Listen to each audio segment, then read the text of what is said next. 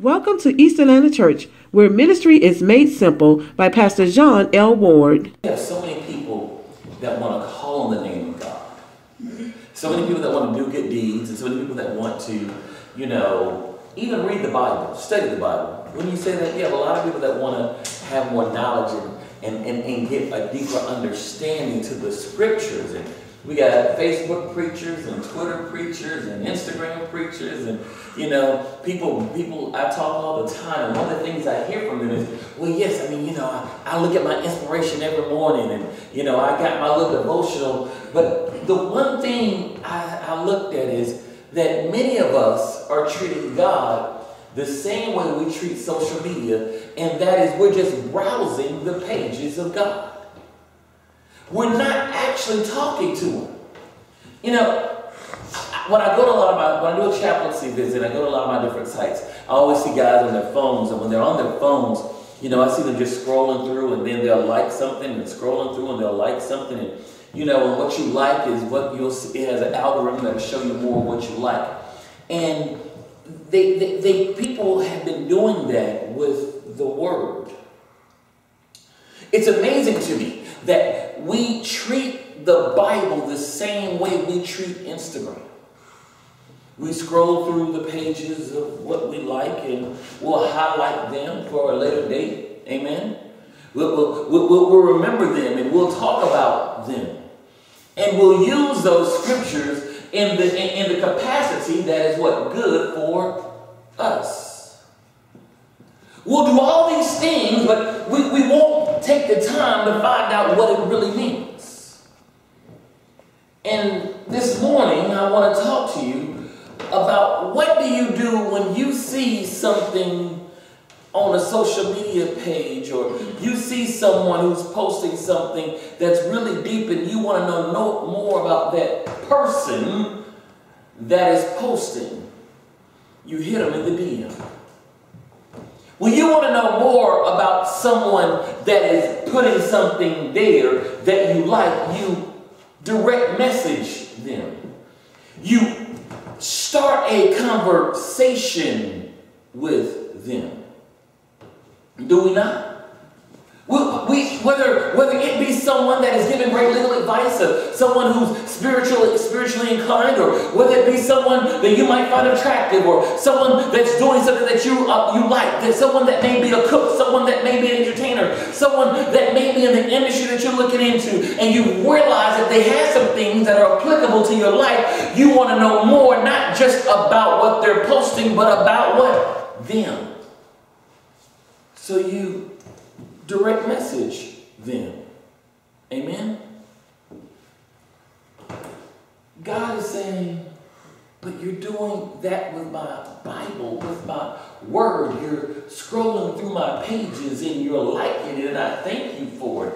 You even still are making me popular again, but the problem is you're not getting to know me. You're not talking to me. In other words, you're not praying to me. Well, what do you mean there, Pastor? It means that when you want to hit God in the DM, that means you have to pray. In Ephesians 6:18 and 20, turn with me if you will, we understand we're picking up in Ephesians after we've dealt with the whole armor of God, where we put on the helmet of salvation, the breastplate of righteousness, we took on the sword of the Spirit, which is the Word of God, we've girded our loins with truth, and we're shod our feet with the preparation of the gospel of peace. Amen? And he already told us that the weapons of this warfare is not carnal. So we've gone through all of this, but then at the very end of that, we come to it in verse 18 and 20. It says, but pray at all times in the Spirit with every prayer and request, and stay alert in this with all perseverance and intercession for all the saints. Pray also for me, that the message may be given to me when I open my mouth to make known the boldness, the mystery of the gospel. For this I am an ambassador in chains. Pray that I might be bold enough in Him, God, to speak as I should. Paul is coming here and realize what the funniest thing here is that we're so ready to fight and stand up off of what we've read and what we've been inspired by and what we've heard. And he says, but you've yet to talk to the commander-in-chief. He says, before you get ready for warfare, I understand you don't put everything on, but the bottom line is, before you get ready for warfare, before you get ready to go, before you get ready to say you're going to storm the gates of hell, you must first consult the general. You must consult your commander-in-chief, which is God, and you must pray. And pray means to listen. To listen to God. Well, what does it mean to listen? We learn this in the Old Testament, in the Torah, in the beginning of the Bible. One of the things it teaches us in listening to God, when dealing in the book of Leviticus, it says this: listening is not the art of hearing, but it is the art of hearing and then responding to what you've heard. You know, when you had kids, you tell them to listen to me, don't you? And when they're not doing something, you say, listen to me. You're not telling them to hear you, you're telling them to do what? Do the action that you're commanding to them. And if they're not doing it, they're being what? Disobedient. Amen? Amen? And that means that it is saying that you're not doing what? Listening. So, but how do we listen to God? So the first thing I want you to do is, the first thing we gotta accept God for who He is. Write that down. Accept God for who He is. You have to understand that you have to accept God as your commander-in-chief. You have to accept God for being number one. You have to accept God for being God. You have to accept God for being being Eliam, the Most High. You have to accept God for God. You must do that. You can't end up compromising God and little God and these gods. You must realize that He is the sole source. He is all. He is I am that I am. He is God. If you cannot accept God, then you're missing God. What do you mean by accept God? Accept God. Well, let me ask you this. If you feel that God can make a flaw in your life, then you're missing the fact that God is not God. God makes no mistakes. God is flawless. God does not make a mistake. So why would you try to say God went wrong? It wasn't God went wrong. You went wrong. Then you got to make it personal. You got to make it personal.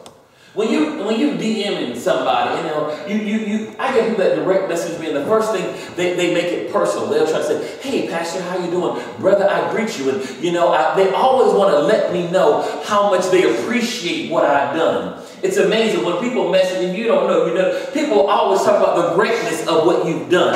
Because they want to make it personal. They want you to know that they know who you are. Some of y'all get the you realize that, haven't you? They want, you may not know who they are, but they're going to make sure you know that they know who you are. So the same thing we got to do with God. We got to let God know that we know who He is. You got to make it personal. If you don't believe me, in Matthew 6 and 8, it says, in 6 and 8 through 13, y'all turn with me the Lord's Prayer. It says, "Be ye not therefore like unto them, for your Father knoweth what things ye have need of, before you ask Him. After this manner pray for you. Our Father which art in heaven, hallowed be thy name." So the first thing in the prayer is you're letting God know you know who He is. See, people, I love that. We got the concept. We know what to do. But we don't do it. Let God know you know who He is. And accept Him for who He is. Then you got to be consistent. Paul says, when we go back to Ephesians, he says, "Stay alert with all perseverance and intercession for all saints." But perseverance means to keep going. Persevere, that means to go after. That means to press forward. But you can't persevere if you stop caring. So you got to be consistent in your prayer. I get some people that they're so consistent that they get on my nerves messaging me. Especially my friends from Africa. They are persistent. And to be honest, I'm not talking about the ones that's trying to actually send them money and stuff. So I'm talking the ones that have legitimate prayer requests and they literally want to fellowship. They just want to talk and want to share and want to just break bread, and they tell me their life story, and they'll go on. And sometimes when they pop up, I'm like, I am not God. God, how do you do it? Because sometimes it's like they get some kind of emotional, and I feel it. You know how sometimes we get emotional, we feel God doesn't answer our prayers, and so I'm like, wait a minute, it ain't that. Maybe God is just saying, wait a minute, I hear you. I've already prayed for you. I know what you're looking for. You okay, but you keep wanting to come up with every little bitty thing. But you got to persevere. And I'm not mad about it. I'm not mad about persevering people. Now see, there's a difference between persevering people and people that have hidden agendas. Okay? And people that I think that are opportunistic. I'm not talking about opportunistic people. I'm talking about persevering people. People that understand what God has and they want that so badly. You have to persevere. Persevere means you're going to go through some hell. That means you're going to go through some people talking about you. One of the problems I have with our president-elect is the fact that he doesn't know how to persevere. I'm seeing that already. He can't persevere. If you have to be in a Twitter beef with everything someone says about you, that means that you're not focused on what you should be doing and persevering. I'm not going to go there, but I just had to say, you can't be caught up with what goes on around you when there are things that you got to do. When God has called you to a mission and God is talking to you, like Moses, he could not be concerned about what everybody else was saying. He could not be concerned about that they were trying to raise up another leader outside of him. He couldn't be concerned about that. He had to be concerned about what God commissioned him to do. You got to be concerned about what God commissioned you to do. And not worry about what's going on around you. Because they're distractions. So that's why but see, this is the reason why before you went into prayer, you put on the whole armor of God. Because he already knew. But see, you ready to run into warfare, and God said the warfare, watch this, the battlefield is in your prayer life. Did you know that? Why do you think you put everything on to do what? Go into prayer. How many of y'all put on the whole armor of God before you go into prayer? You don't think about it, do you? You don't, and what I mean by you don't prepare your mindset for that, do you? You just jump into it. But how many times have you been praying and then stuff coming to your mind to distract you? I pray sometimes I fell asleep praying. I'm not gonna lie. I can be praying sometimes, and while I'm praying, I'm starting thinking about something else. Oh, wait a minute. No, come back. Especially when them long prayers. You ever been to church, they pray for like 15, 20 minutes, 30 minutes. You done thought about how you're going to do your budget, what you're going to eat afterwards. Why he still praying? And, you know what? I really don't even like his voice no more. And all those kind of things are distractions. Why did sis over here shouting? Ain't we praying? Why you shouting? Pray. Stop shouting. Making too much noise. But the thing is, those are distractions that allow you to come to your spirit because you have not properly done what you're supposed to. You didn't put on the helmet of salvation that will protect your mind from those things coming into you. You didn't put on that breastplate of righteousness that'll keep your heart right, so therefore you won't be judging. You didn't gird your loins with truth, so therefore you won't be praying amiss, you won't be praying for self-righteous things. You don't walk in the gospel of peace. You don't shod your feet in the preparation of the gospel of peace. Why? Because see, that's why you got this little attitude of funky about this behind you. Yeah, God gonna fix her, all right. No, we ain't talking about that because that's not walking in peace. And you sure enough didn't take on the sword of the Spirit, which is the word of God, because you can't quote out of scripture in the prayer that you need to tell God you know who he is. Do you see how you missed all this? And we want to pray.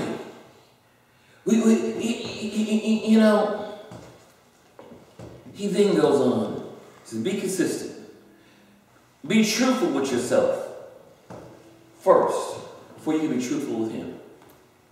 You can't be truthful with God if you can't first be truthful with yourself. Because see, remember, one of the greatest things is you have to have forgiveness, right?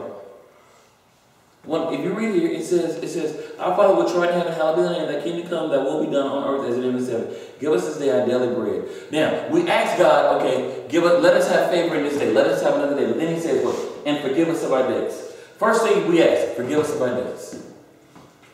You can't ask for forgiveness and repentance if you're still doing what you're asking forgiveness for.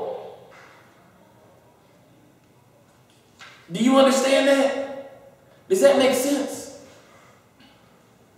Sister Ward, come here for a second. Bring your purse and come here for a second.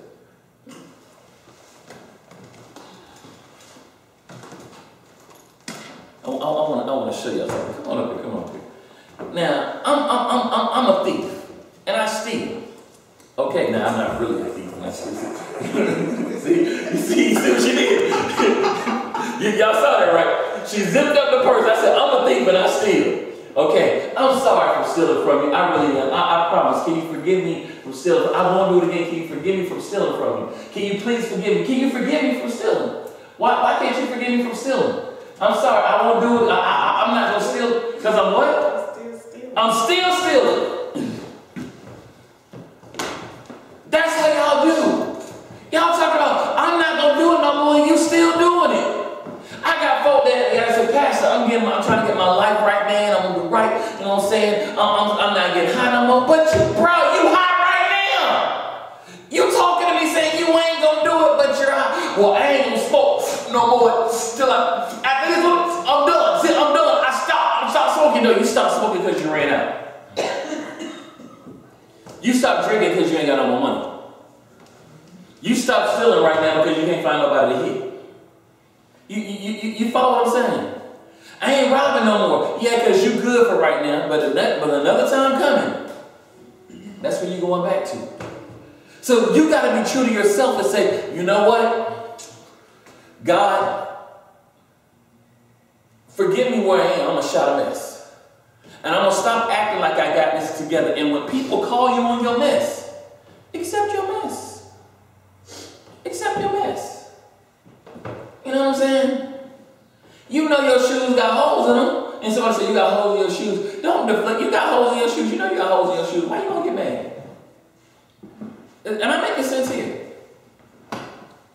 You know, I teach my daughter. She went back out to college and she got her hair done and had all this weave in her head. And first time she come in, the first thing she did was she come in the door. I call her unbelievable. Why? Because she had a head full of weave. And she know not to get mad about it. Why? Guess what? Because guess what she had in her hair? Weave. Ain't no problem. It looked nice. But the thing is, you got to accept where you are. Before you can ask God to forgive you, you got to accept where you are. How you going to ask God to help you? Because what you really want to ask God to do is, God, you remember say, give us this day your daily bread? What you want to say is, God, help me work through this day so I can stop doing what I'm doing. But how are you going to tell God to forgive you for what you did when you're not acknowledging that you're still doing it and saying, God, help me stop? God will respect that. Remember, it's all about your intent. Now, I know that, right? The sin is about that. Because, see, the Bible is full of redemption. From the beginning, God has been trying to get us back to Him. And the only way we get back to Him is through prayer and supplication. Then we can be redeemed. You know, so we got to forgive. And I know we mentioned forgiveness a lot, but forgiveness is so important. You know, forgiveness is so important. You can't be forgiven if you can't forgive. You know, I forgive a lot of people for a lot of things. People ask me, how do you handle it when people do things like that? And how do you forgive them? I forgive them simply because I want to be forgiven. Because when I look at what they did and I look at what I do, I realize that I can't handle the measure of punishment which is due to me if I give them the measure of punishment that is due to them. Now, does that mean that I compromise values and I tell people it's okay to sin? No. It just means that if you're heartfelt and you're sorry, and you can say, you know you messed up, I can forgive you. Does that make sense? I can forgive you. And I'm going to forgive you. And to be honest with you, I've already forgiven you. You know, death is one of those things that people ask me, why is it you don't cry when people die? I said, because I already have closure. I don't have that sadness on me because I have closure. For whatever they did, I've forgiven them for. And in my heart, I'm pure and I'm clean.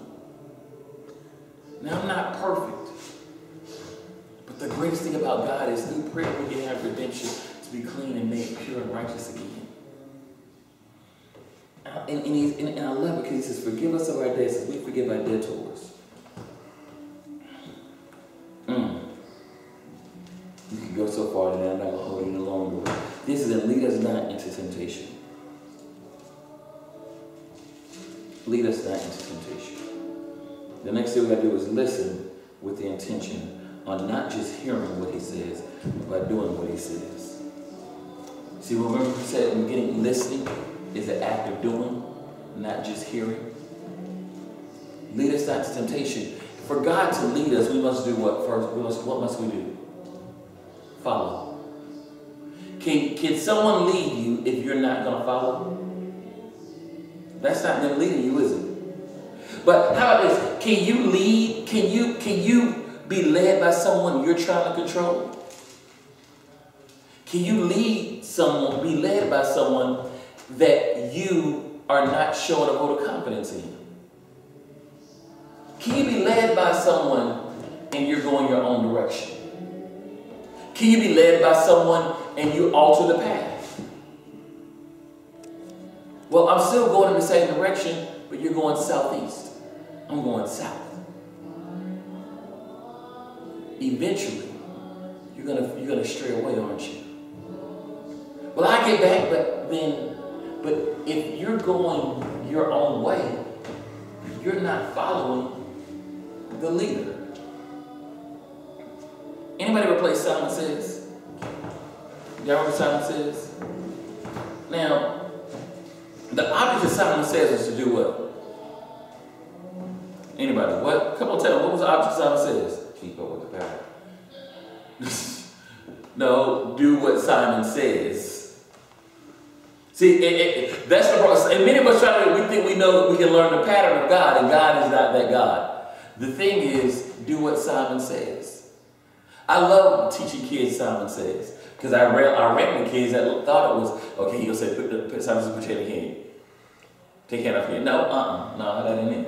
It ain't gonna be that easy. It's random. You do what it's told to do. And if you don't do exactly what, it's so funny. It's like when people say, put your hand in your head. Someone says, put your hand in your head. Someone says, pat your head. And then I say something like, someone says, hop on one foot. Now, what just happened? What will most people stop doing? They'll stop patting their head because Simon said, hop on one foot. But Simon never said, stop patting your head.